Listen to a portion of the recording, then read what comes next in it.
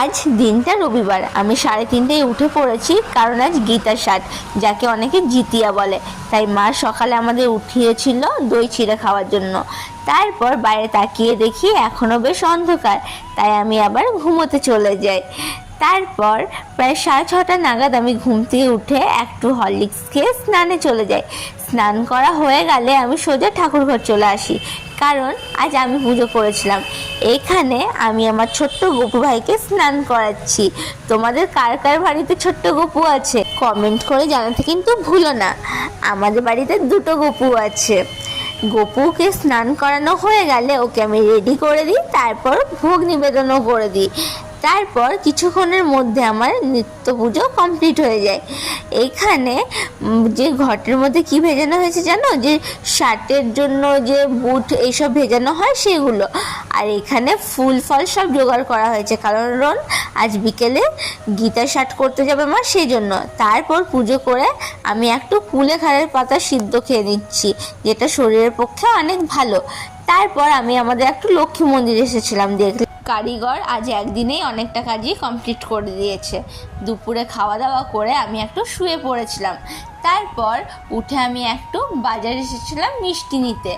মিষ্টি নেওয়া হয়ে গেলে বাড়ি এসে দেখি দাদা কিছু শপিং করে এনেছে। সেগুলো দেখা হয়ে গেলে আমি একটু এখানে রেডি হয়ে পড়েছি।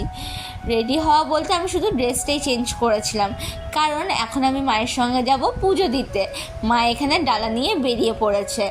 মা এবছর প্রথম গীতা ষাট করছে, সেই জন্য। যেটা আমাদের পাশে একটা দাদাদের বাড়ি আছে, সেখানে হয়, তো মা সেখানেই পুজোটা করবে। এই বাড়িটাতে পুজো হবে, আর আমাদের বাড়িটা থেকে যেটা ডিস্টেন্স অনেকটাই কম। এখানে মা ডালা নিয়ে চলে এসেছে। এবার কিছুক্ষণের মধ্যে দাদাদের বাড়িতে তুলসী মন্দিরের কাছে ব্রাহ্মণ এসে পুজোতে বসে পড়েছেন। আসলে আমার ঠাম্মা গীতা ষাট করতো বাড়িতে, কিন্তু যেহেতু আমি আমার ঠাম্মাকে দেখিনি, তাই আমি আমাদের বাড়িতে কখনো গীতা ষাট পুজোটাও দেখিনি। এই বছর থেকে আমার মা গীতা ষাট পুজোটা ধরেছে, যেটা আমাদের পাশের বাড়ি দাদাদের বাড়িতে করছে। আর এর আগে আমি গীতা ষাট দেখেছিলাম আমাদের বাড়ির পেছনে আরেকটা বাড়িতে হয়, সেখানে। কিন্তু বিগত কয়েক বছর ধরে আমার সেখানে যাওয়া হয় না বলে আমি পুজোটা অনেক বছর দেখিনি। আজ বহুদিন পর পুজোটা দেখলাম, তো বেশ ভালো লাগছে দেখতে।